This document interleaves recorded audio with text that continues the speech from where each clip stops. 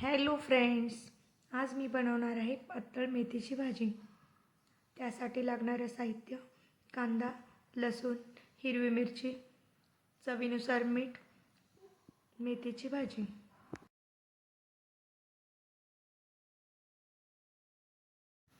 शेंगदाणे भाजून घ्यायचे। त्यानंतर कढईत तेल टाकून कांदा चांगला लालसर होईपर्यंत भाजून घ्यायचा। त्यानंतर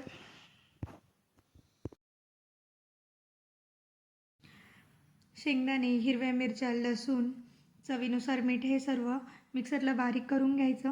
कांदा लाल झाल्यानंतर हे सगळं कढईत टाकायचं। ते परतून घेतल्यानंतर स्वच्छ धुवून मेथीची भाजी टाकायची।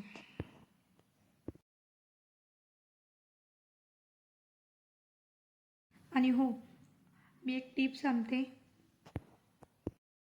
कांदा जेव्हा आपण गरम करायला टाकतो तेव्हा त्यात चिमूटभर मीठ टाकायचं, म्हणजे कांदा लवकर लाल होतो किंवा भाजला जातो।